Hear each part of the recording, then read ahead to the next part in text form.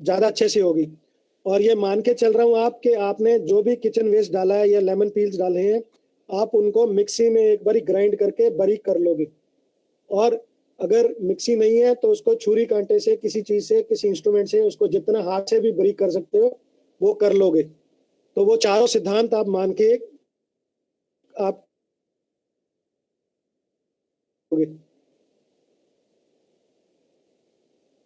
इसके बाद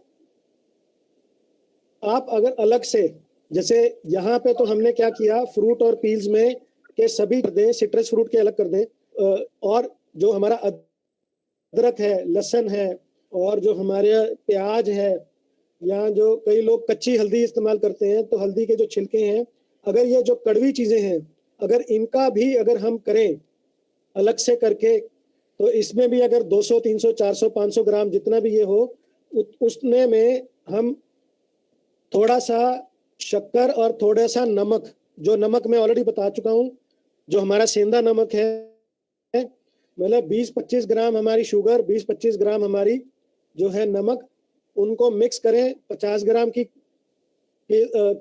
करीबन, और रीठा पाउडर 10 ग्राम डालें और उसको 21 दिनों के लिए अंधेरे में छोड़ दें, एक किसी अलमारी में या किसी ऐसी जगह पे जहाँ पे उसको कोई डिस्टर्ब नहीं करेगा, और 2 लीटर पानी में उसको छोड़ दें। ये मैं मान के चल रहा हूँ आपने उसको मिक्सी में बारीक कर लिया है और उसके बाद आप कर रहे हो।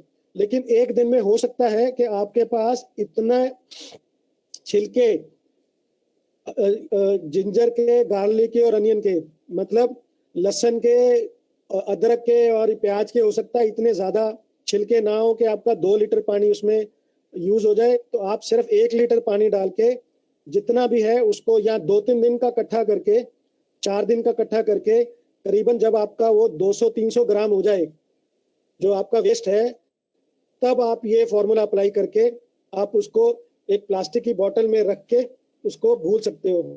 कोशिश ये करनी है, अब बड़े ध्यान से मैं पॉइंट बता रहा हूँ, आपने ये ध्यान रखना है। आप इस फोटो में भी देखोगे कि जो बोतल है उसको ऊपर से पूरा ऊपर तक नहीं भरा गया है, उसको ऊपर हवा छोड़ दी गई है उसमें। तो उसका कारण क्या है कि जब ये सब चीजें जब हम डालेंगे, शुगर डालेंगे, सॉल्ट डालेंगे, ये जब प्रोसेस करेंगे, तो क्या होगा कि जो उसमें बहुत सारी गैसेस पैदा होंगी। वही गैस पैदा होगी जो हमारे थम्स अप में, कोल्ड ड्रिंक में होती है, कार्बन डाइऑक्साइड। तो वो कार्बन डाइऑक्साइड को हवा चाहिए निकलने के लिए। तो एक तरीका तो ये है कि इस ढक्कन को हर दूसरे तीसरे दिन थोड़ा सा खोल दें और कार्बन डाइऑक्साइड को बाहर निकाल दें।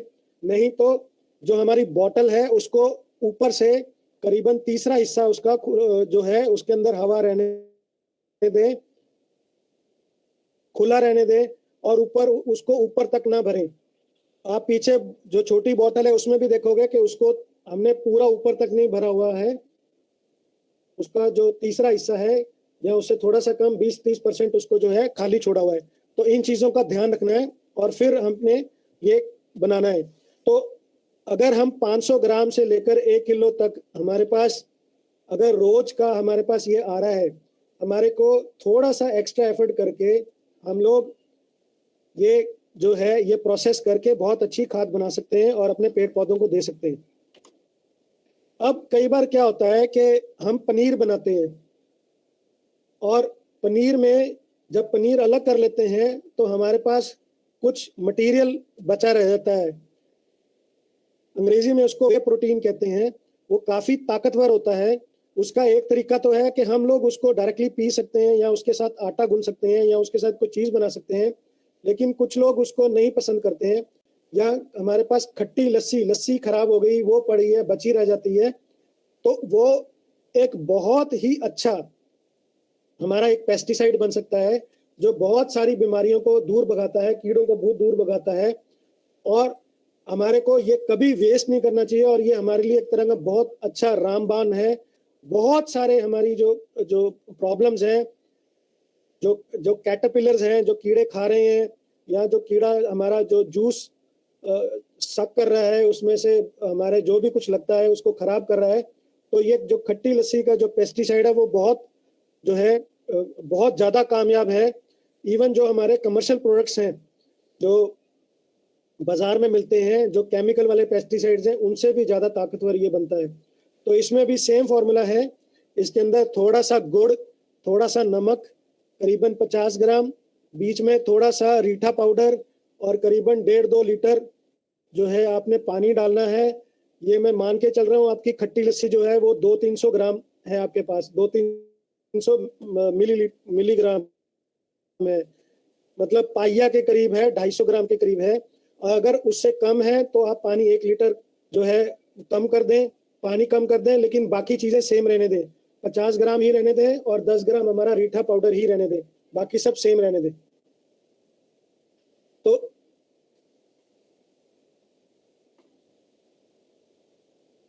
अगला हमारे पास जो पॉइंट है जो डिस्कस करने का है वो ये है कि हमारे पास कई बार क्या होता है कि हमने कोई दाल बनाई तो वो दाल सभी लोगों ने खाई नहीं और थोड़ी सी बची रह गई, तो उसके अंदर हमारे को उस प्रोसेस को भी सेम प्रोसेस से हमने करना है,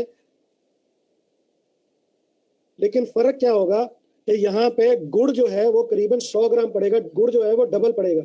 और अगर आपके पास आप नॉन वेजिटेरियन हो, कुछ हड्डियां बच जाती हैं, कुछ मांस बच जाता है, कुछ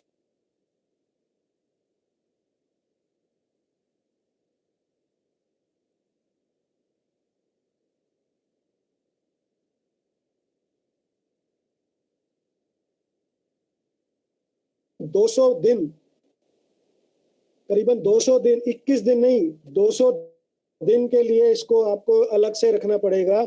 और इसको कोशिश करें कि ऐसी जगह पे रखने की जहां से बदबू ना आए, क्योंकि इसमें थोड़ी बहुत ही बदबू आएगी।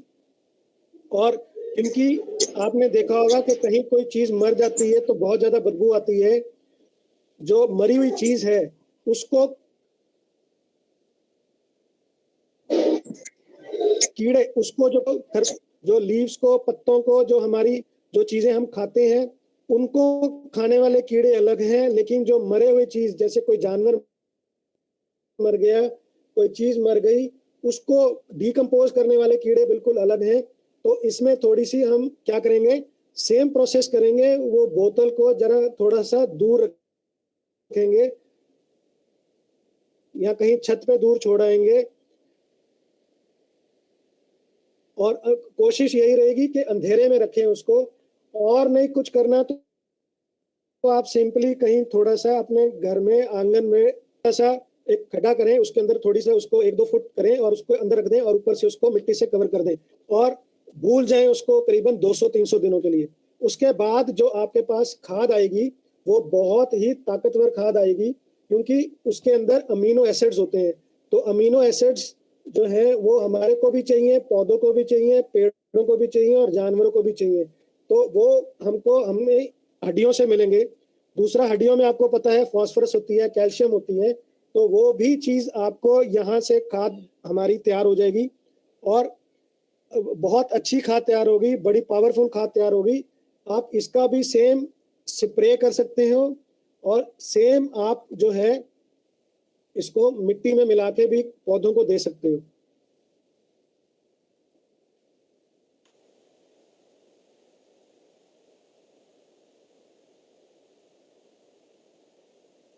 अब अगला जो हमारे घर के आसपास या हमारे आंगन में कहीं पे कुछ तरह की वीड उग गई या खरपतवार उग गई जो हमारे काम के नहीं है, हम उसको खाते नहीं है, और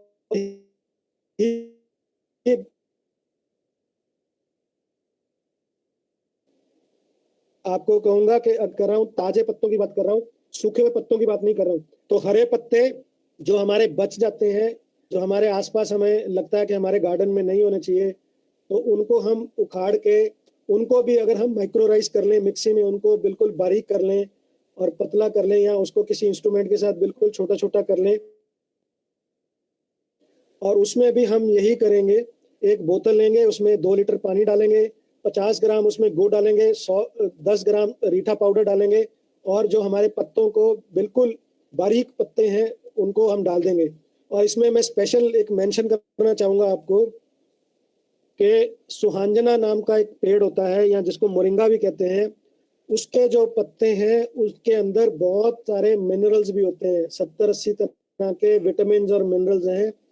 तो वो अगर सुहांजने के पत्ते आप इस्तेमाल करोगे, आंवले के पत्ते इस्तेमाल करोगे, तो जो अगर आपके कोई और तरह के पत्ते हैं, जैसे इसके अंदर मैं वो भांग की मैंने फोटो लगाई हुई है, भांग के पत्ते इस्तेमाल करोगे, या कई बार आप देखोगे कैस्टर ऑयल के आसपास बहुत ज्यादा उग जाते हैं, डेंडिलॉन के उग जाते हैं, बहुत सारी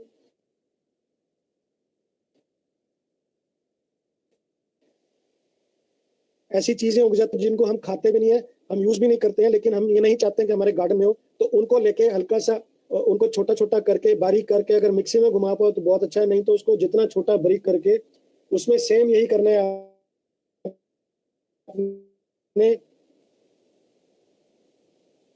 आपने उसमें है, और उसको भी आपने करीबन 100-150 दिन अगर आपने मतलब उसको भी करीबन 100-200 दिन आपने छोड़ देना है, और उसके बाद अगर उसको इस्तेमाल करोगे तो आप देखोगे कि बहुत अच्छी खाद बन गई और बहुत पावरफुल खाद बन जाएगी, जिसमें आपको बाजार से कुछ भी नहीं लेना और डायरेक्टली आप उसको इस्तेमाल कर सकते हो। इसको भी आपने अंधेरे में ही रखना है। अब आ गई हमारी बात ब्राउन लीव्स की, क्योंकि आंगनवाड़ियां काफी बड़ी हैं और उसमें बहुत सारे पेड़ लगे हुए हैं, तो उसके अंदर बहुत सारे पत्ते गिरे रहते हैं और वो सूख जाते हैं। तो आज मैं एक है इस तरीके से समझना है कि जो छोटे पौधे होते हैं उनको बहुत ज्यादा बैक्टीरिया पसंद होता है, लेकिन जो बड़े पौधे हैं जैसे पेड़ हैं उनको फंगस बहुत पसंद है। तो अगर आप कहीं पे जंगल में जाओगे, घूमोगे, आप अपने आंगनवाड़ी में ही देख लेना कि कई जगह पेड़ों पे फंगस लगी होती है, बड़े बड़े मशरूम्स लगे होते हैं। तो ये जो मशरूम्स हैं क्यों पेड़ों पे लगते हैं, क्योंकि पेड़ उनको खुद पसंद करते हैं, उनको कहते हैं भाई मेरा दोस्त बन जा, मेरा रिश्तेदार बन जा, मेरा चाचा बन जा, मेरा मामा बन जा, प्लीज मेरे साथ आ जा और हम मिलजुल के आगे और अपने आप को बड़ा करेंगे, खेती करेंगे। तो ब्राउन लीव जो है और जो छोटी छोटे हमारी जो ब्रांचेस हैं, जो छोटे होती हमारी जो लकड़ी जो है, उसके लिए मेरा सजेशन ये है, एक तरीका तो ये है कि एक जो आप जालीदार एक कंटेनर बनाएं और उसके अंदर ये पत्तों को, क्योंकि अगर उसको ऑक्सीजन नहीं लगेगी तो उसके अंदर बदबू आएगी, और बदबू का क्या कारण होता है कि कुछ कीटाणु को नाइट्रोजन बहुत पसंद होती है, तो वो नाइट्रोजन में जीना पसंद करते हैं, कुछ जो कीटाणु हैं वो ऑक्सीजन में जीना पसंद करते हैं। तो जो कीटाणु नाइट्रोजन में, अमोनिया बदबू मारती है, अमोनिया जैसी गैस में जीना पसंद करते हैं, वो ज्यादा पैदा हो जाएंगे और आपकी जो खाद है वो बदबूदार हो जाएगी। और लेकिन अगर उस खाद को हवा लगती रहेगी, ऑक्सीजन लगती रहेगी, तो बिल्कुल भी बदबू नहीं आएगी, और आपकी जो है खाद बहुत अच्छे अपने घर में, आप अपने घर की बालकनी में भी उसको हवा नहीं लगेगी, उसको अगर सिर्फ नाइट्रोजन वाले कीटाणु खाएंगे तो ऑटोमेटिकली आपके उसमें आसपास उसके आसपास बैठना रहना मुश्किल हो जाएगा, क्योंकि उसमें बदबू आएगी। तो आप उस खाद को अपनी बालकनी में डिकम्पोज नहीं कर पाओगे। और ब्राउन लीव्स मतलब सूखे हुए पत्ते के लिए तो बड़ा सिंपल सा काम है, एक जालीदार कंटेनर बनाओ, उसके अंदर सारे पत्ते डाल दो और उसको 1 साल के लिए भूल जाओ। 1 साल के लिए इसलिए मैं कह रहा हूं क्योंकि जो फंगस है उस वो धीरे धीरे धीरे धीरे जो है, सबसे पहले फंगस आएगी तो में बांटेगी।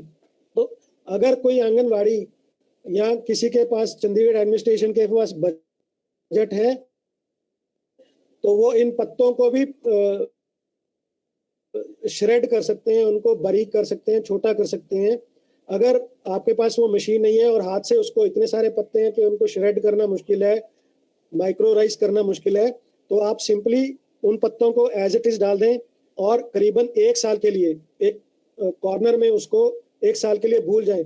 1 साल के बाद आप देखोगे, 6 महीने के बाद देखोगे उसमें से 2 तरह की खादें आ रही हैं, एक जब उसको आप मॉइस्चर दोगे, हमारा पहला सिद्धांत क्या था, मॉइस्चर, तो जब उसको आप पानी दोगे हर 10 हफ्ते में, 10-15 दिनों में, तो उसमें से जब बीच में से पानी रिस रिस के बाहर आएगा, टिप टिप करके बाहर आएगा, तो वो जो खाद है वो भी बहुत अच्छी खाद होगी, और उसको भी आप डायरेक्टली स्प्रे कर सकते हो और मिट्टी में डाल सकते हो।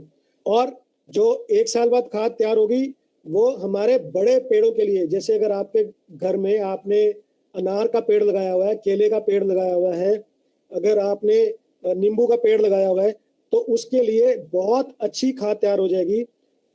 और अगर आंगनवाड़ी के पास पत्ते बहुत ज्यादा हैं, तो मेरा ख्याल है कई आंगनवाड़ी तो इतने बड़ी हैं और उनमें पेड़ लगे हुए हैं, तो वो मेरा ख्याल साल बाद इनको एज अ खाद बेच भी पाएंगी, उनको कमर्शलाइज भी कर पाएंगी, और यही कम रह गया, तो वो उसको कमर्शलाइज भी कर पाएंगी और कुछ इनकम भी जनरेट कर पाएंगी जो आंगनवाड़ी है।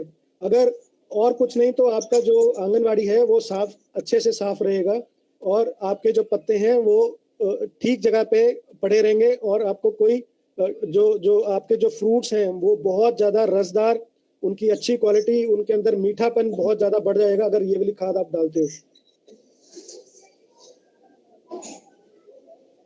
अब लोहड़ी गई है, तो मेरा मन जरूर था, एक लोहड़ी के बाद जो हमारे पास सामान बचता है, राख बचती है, तो राख को कैसे हम अपने लिए इस्तेमाल कर सकते हैं, क्योंकि सर्दियों में मैंने देखा है कि बहुत सारे लोग अपने घर में आसपास कहीं से छोटी मोटी कुछ लकड़ ले आते हैं और उसको आग लगा के या अंगीठी बालते हैं, तो उसमें से राख जो है वो क्या कहते हैं, काफी मिल जाती है। तो एक तरीका तो ये है कि राख को डायरेक्टली भी आप डाल सकते हो, और कई सालों से, कई सदियों से लोग डायरेक्टली राख को डालते हैं, अपने पौधों के ऊपर छिड़क देते हैं।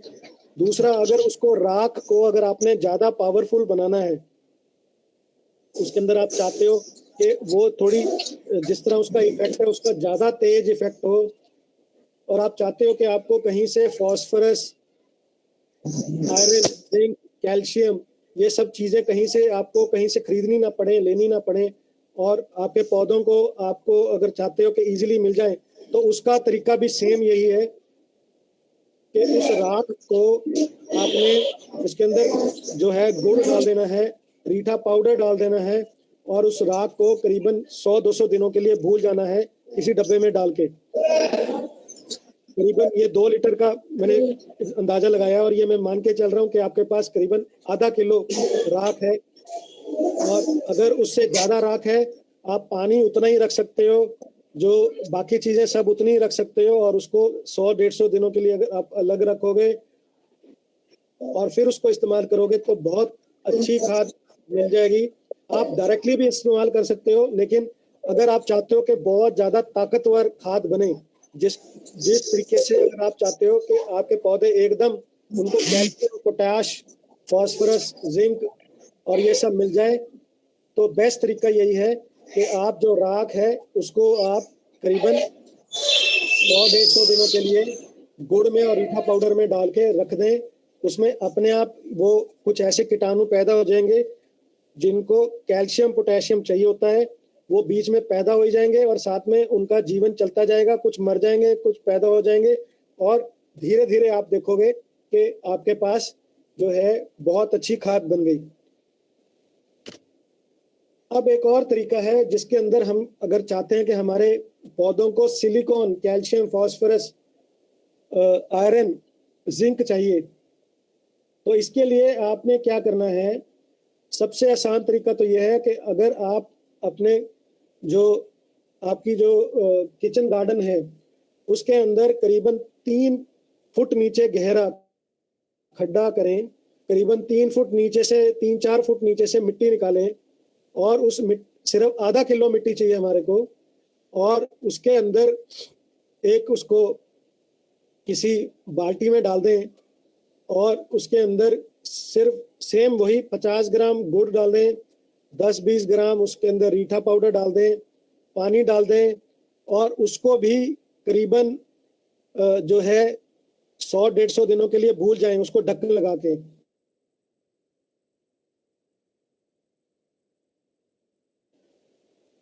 तो आप देखोगे कि आपके पास बहुत खाद तैयार हो गई है, जिसको हम अपने पौधों के ऊपर स्प्रे भी कर सकते हैं और डायरेक्टली इस्तेमाल भी कर सकते हैं।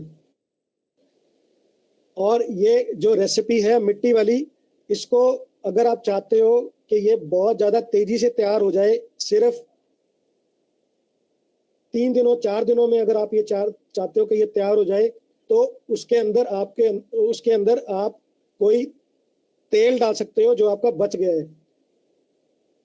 तेल समझ रहे हो, जैसे सरसों का तेल है, आपने कुछ बनाया, पकौड़े बनाए और आपका सरसों का तेल बच गया या कोई और तेल बच गया जिसको आप खाते हो, तो उस तेल को अगर आप इसमें डाल दोगे तो आप इसमें देखोगे कि सिर्फ 2-3 दिनों में ही ये खाद जल्दी से तैयार हो जाएगी, जिसके अंदर सिलिकॉन, कैल्शियम, फास्फोरस और बहुत सारी बोरोन, बहुत सारी चीजें उसमें ऑटोमेटिकली प्लांट्स को मिल जाएंगी। आप कुछ ऐसा भी कर सकते हो कि सभी चीजों का, जैसे मैंने बताया कि थोड़ी सी राख, थोड़ी सी मिट्टी, थोड़ी सी जो है सूखे पत्ते, थोड़े से हरे पत्ते, थोड़ा सा जो है क्या कहते हैं खट्टी लस्सी, थोड़े से वेजिटेबल पील्स, इनको थोड़ा थोड़ा लेके, इन सबको भी थोड़ा सा लेके एक बड़ी बाल्टी में डाल के उनको अगर आप तकरीबन 20-21 दिन के लिए भूल जाएं, उनको संभाल दें उसके अंदर, तो आपको बहुत अच्छी खाद वैसे भी तैयार हो जाएगी, क्योंकि उसमें मिनरल्स भी हो जाएंगे, एंजाइम्स भी हो जाएंगे, अमीनो एसिड्स भी हो जाएंगे और विटामिन भी हो जाएंगे और बहुत अच्छी खाद आपकी तैयार हो जाएगी। और वो खाद जो है, जब इतनी सारी चीजें इकट्ठी डालोगे, वो खाद बहुत जल्दी 4-5 दिनों में तैयार हो सकती है, लेकिन शर्त यह है कि आपने उसको माइक्रोराइज किया हो, उसको बारीक तोड़ा हो, नहीं तो 20-21 दिन आपने उसको रखना है। दूसरा, अगर मिट्टी तो कुछ भी हो सकती है, मुल्तानी मिट्टी भी हो सकती है, लाल मिट्टी भी हो सकती है, ब्राउन मिट्टी, काली मिट्टी, कोई भी जितने तरह के रंग की मिट्टी आप लोगे मुट्ठी मुट्ठी भर लेके और उसको ले सकते हो। कोशिश ये रहे कि जो मिट्टी है वो 3-4 फुट से नीचे से निकाली जाए और फिर उसको बनाया जाए। तो इसमें मिट्टी वाली में 2 वेरिएशन है। एक वेरिएशन है जिसके अंदर आप कोई गला, जो आपका बचा हुआ तेल है, सरसों का तेल या कोई भी बचा हुआ आपका डालडा का घी या कोई इस्तेमाल आप उसमें नहीं डाल रहे हो, तो अदरवाइज उसको नॉर्मली छोड़ रहे हो, तो आप उसको 100-150 दिनों के लिए अलग छोड़ दें, ढक्कन लगा दें ताकि उसके अंदर कोई मच्छर कीड़ा कोई पैदा ना हो, ऊपर से थोड़ी जगह छोड़िए। उसको अगर आप इस्तेमाल करोगे तो आपको बहुत अच्छा जो है रिजल्ट मिलेगा। अदरवाइज 3-4 दिनों में आप कर सकते हो, लेकिन उसके अंदर आपको कोई आपका जो बचा हुआ तेल है वो इस्तेमाल करना पड़ेगा। और अगर आप कुछ भी नहीं कर सकते हो तो ये आप ध्यान से फोटो देखें। मैं इसके ऊपर 2-4 मिनट लगाना चाहता हूँ और मैं आपसे सुनना चाहता हूँ कि आपको इस फोटो में क्या दिख रहा है, क्या समझ आ रहा है। कोई बोले, कोई समझाएगा मेरे को इस फोटो में आपको क्या दिख रहा है और क्या समझ आ रहा है।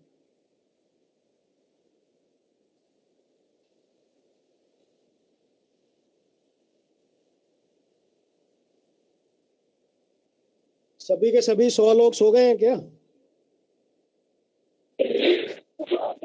सर जाग रहे हैं समझ नहीं आ रहा क्या चीज है ये समझ। सर ये मिट्टी है, मिट्टी में डाले हुए हैं।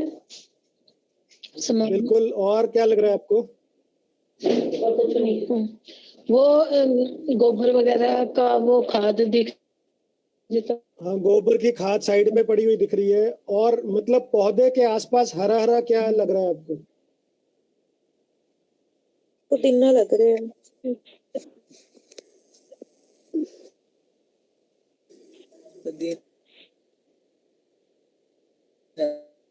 तो नहीं है, ये जो है इसके आसपास, बिल्कुल इसके स्टेम के आसपास हरा हरा, बिल्कुल लाइट ग्रीन। ये सुहांजने का पेड़ है, मोरिंगा का पेड़ है।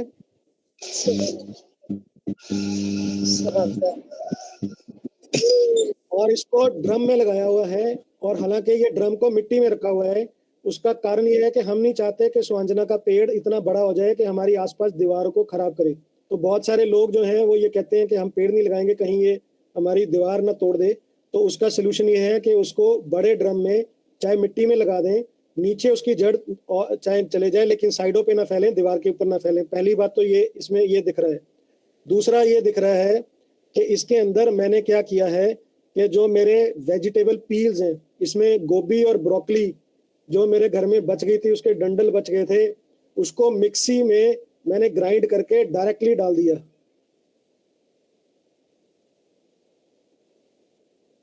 मैंने उसको 20-21 दिन के लिए गुड़ डाल के और वो सब डाल के नहीं किया। मैंने सिंपली क्या किया, मैंने जो गोभी के, ब्रोकली के कुछ पत्तों के जो मेरे सब्जियों के पत्ते बच गए थे, उनको मिक्सी में घुमाया, बारीक किया, थोड़ा सा पानी डाला और उनको डायरेक्टली डाल दिया। तो मैं ये समझाना चाह रहा हूँ कि अगर आपको ये सारी रेसिपीज ये सब करना बहुत मुश्किल लग रहा है, तो आप एटलीस्ट एक सिद्धांत जो है, वो क्या सिद्धांत है कि उसको माइक्रो राइस करें, मतलब उसको बारीक करके उसको मिक्सी में घुमा के आप डायरेक्टली अपने पौधे पे डाल सकते हो। मैंने इसका सबसे बड़ा एग्जाम्पल डॉक्टर अरुण बांसल हैं, वो इसका एक्सटेंसिव यूज करते हैं। मैंने बहुत सारे एक्सपेरिमेंट्स करे हैं। मैंने डायरेक्टली जो पौधे हैं, जो जमीन में खड्डा खोद के 2 फुट बाय 2 फुट या 3 फुट बाय 3 फुट का जब खड्डा खोदते हैं, तो मैंने डायरेक्टली जो हमारा जो किचन वेस्ट है उसको भी साथ में दबा दिया। मैंने उसकी डीकम्पोजिशन की भी वेट नहीं करी कि उसको 20-21 दिन या 100 दिन उसको वेट किया जाए और वो डीकम्पोज करे, क्योंकि अगर मैं तो मिट्टी में मिक्स कर देता हूँ।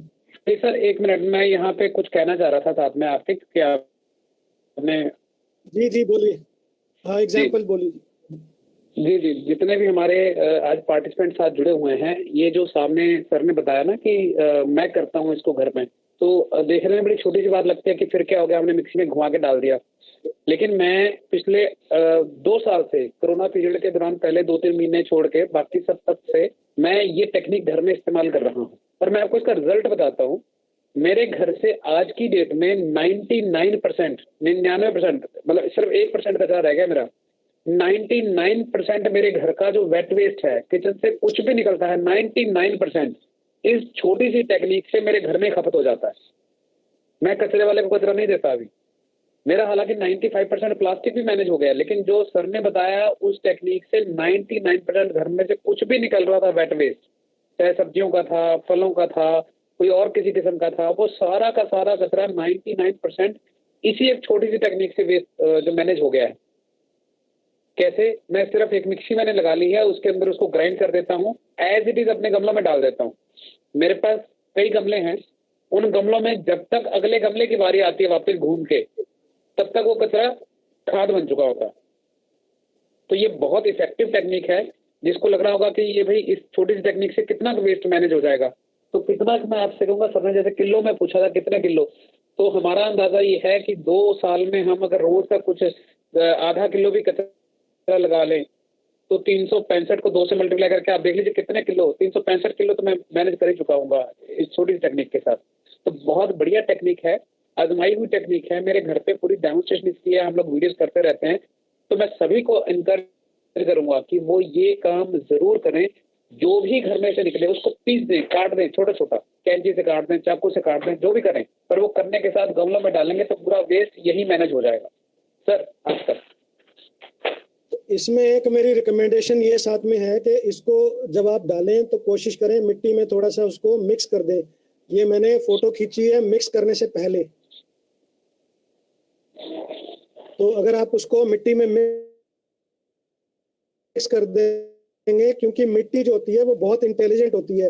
वेस्ट भी डाला और उसमें 2-3 बीज हैं, तो बीज को तो वो फुटा देगी और जो बाकी उसका जो वेस्ट है उसको वो डिकम्पोज कर देगी। तो इसी तरह अगर आप इसको थोड़ा सा मिट्टी के साथ मिक्स कर दें, ऐसे डालें और साथ में हल्का सा मिट्टी के साथ मिक्स करके इसको डालें, तो यू विल सी कि बहुत ज़्यादा अच्छे आपको जो है वो रिजल्ट मिलेंगे। और हमारी एक अरुण जी केस स्टडी भी है, जिसके अंदर एक पौधा था, एक मैडम थी जिनके पंजाब यूनिवर्सिटी में ही है शायद वो, जिनका पौधा बहुत सालों से। जी मैं बताता हूँ उनके बारे में। जैसे हम अभी आज आपसे बातचीत कर रहे हैं, वैसे हम लगातार लोगों से बातचीत करते रहते हैं। हमारी यूनिवर्सिटी में डॉक्टर महाजन हैं, उनके घर में 25 साल से एक पौधा लगा हुआ है, मतलब वो छोटा ही पौधा रहता है, गमले में लगा हुआ है। और उनकी आप देखें तो जो पौधा है 25 साल से उनका पौधे में अब 25 साल से पौधा लगा हुआ था, इस स्थिति में आ गया था तो अब उसका क्या करें, वो उसको फेंकना भी चाह रहे थे। जब हमने उनको ये टेक्निक बताई, विद इन 3 मंथ्स उनके उस पौधे के ऊपर इतने पत्ते आ गए and she was very happy कि ऐसा चमत्कार तो कभी देखा ही नहीं। और हमने उनको बड़ा सिंपल टेक्निक से बताया कि आपने जो काम किया, ये उन दिनों की बात है जब गर्मियों में खरबूजे और तरबूज आ रहे थे, तो उसमें क्योंकि तुरंत डिकम्पोजिशन हो जाती है उस तरह के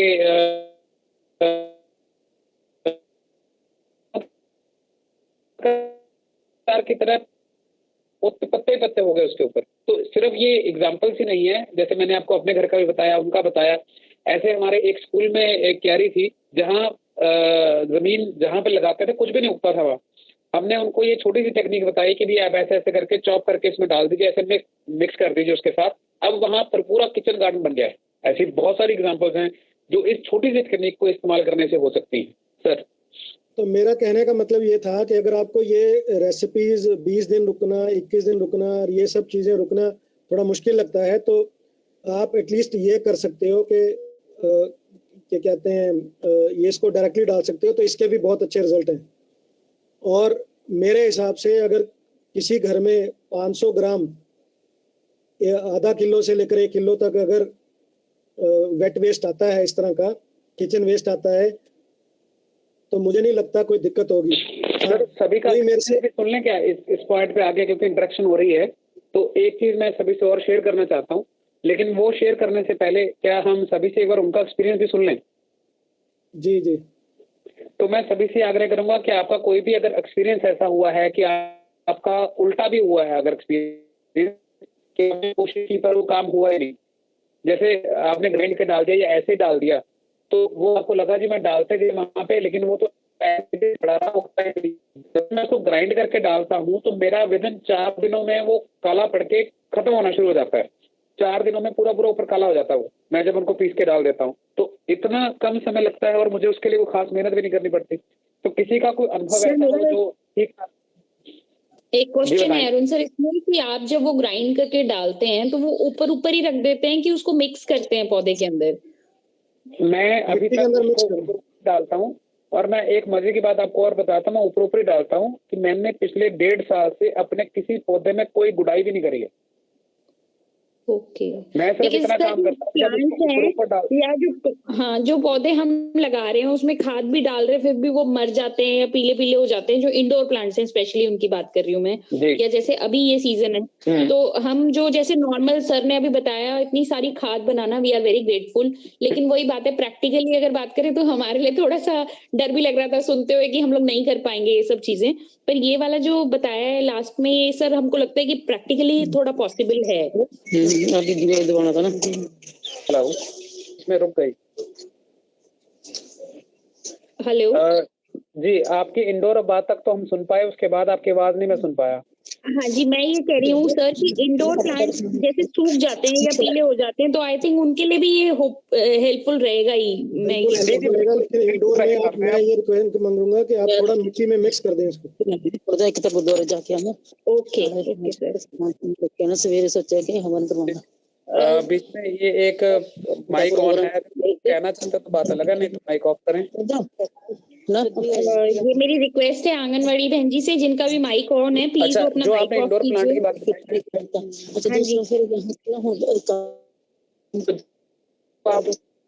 इंडोर प्लांट नॉर्मली वैसे हम उसको सीधा पानी में लगा देते हैं कि पानी वाले प्लांट इंडोर है, लेकिन इंडोर में उनको भी तो मिट्टी चाहिए होती है, उनको भी चाहिए होते हैं। एक सेशन उसमें हम लोग हाइड्रोपोनिक्स का भी करते होते हैं। हाइड्रोपोनिक्स में सिर्फ पानी में ही चीजें उगाई जाती हैं। ओके, वो सेशन भी हम सेपरेटली कभी किसी समय फिर कर लेंगे, लेकिन मीनवाइल जैसे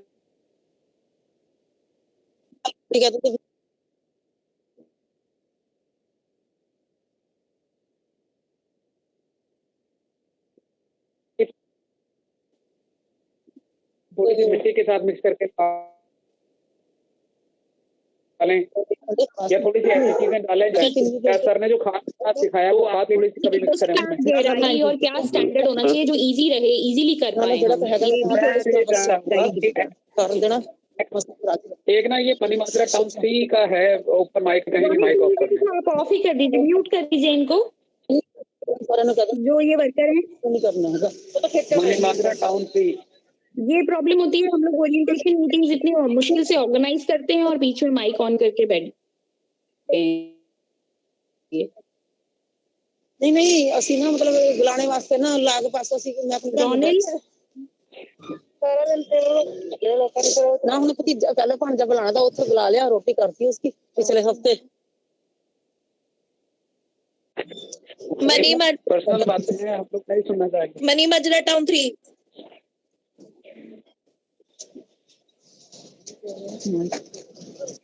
जी तो जैसे आप कंपोस्ट पिट की बात कर रहे थे मैम, तो कंपोस्ट पिट जो है अगर आप एक्ट देखें उसका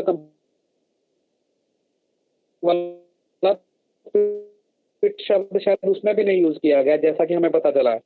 तो पिट अगर आप बनाते हैं वो पिट में से तो बदबू आने के चांसेस भी होते हैं और उसके अंदर वो भी प्रॉपर नहीं हो पाता। तो पिट तो हम कभी नहीं कहते, उसके लिए हमारा जो एक प्रोजेक्ट होता है बायोरिएक्टर का, स्टैटिक बायोरिएक्टर, वो प्रोजेक्ट एक्चुअली लगाने चाहिए। उसमें पिट अंदर नहीं बनती है, गड्ढा नहीं बनता, वो सतह के ऊपर एक पिट बनाई जाती है। एक तरह की पिट कह सकते हैं, वो कंपार्टमेंट होता है जो बनाया जाता है। तो वो कंपार्टमेंट बना के उसके अंदर डिकम्पोजिशन होती है जो बेस्ट होती है। Okay okay. तो अगर गड्ढा खोद लेंगे तो अंदर ऑक्सीजन कैसे जाएगी? ऑक्सीजन नहीं जाएगी तो वहाँ नाइट्रोजन लविंग बैक्टीरिया आ जाएंगे, वो जो सर बता रहे थे, वहां से तो बहुत बदबू अगर होगी भी डिकम्पोजिशन तो। ओके ओके तो ठीक है सर। ये अभी आप डायग्राम में भी देख सकते हो कि एक कंटेनर है जिसके अंदर व्हाइट कलर की पाइप्स लगी हुई हैं।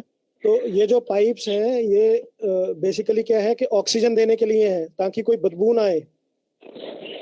अगर हम बहुत बड़ा पिट कर देते हैं, खड्डा कर देते हैं, तो उसमें क्या होगा कि ऊपर वाले जो कंपोस्ट मटेरियल है उसको तो ऑक्सीजन मिल जाएगी, लेकिन जो अंदर वाले हैं उनको ऑक्सीजन नहीं मिल पाएगी और वो वहां पे नाइट्रोजन वाले अपने आप कुदरत पैदा कर देगी। नाइट्रोजन वाले जो बैक्टीरिया होता है या नाइट्रोजन वाला जो माइक्रोब्स हैं, तो उससे उसमें वो बदबू आ जाएगी। तो आपने कंपोस्ट पिट नहीं बनवानी है, आपने कुछ ऐसा स्ट्रक्चर बनाना है। अगर आपने उसका भी बनाना हो, सीमेंट का भी बनवाना हो या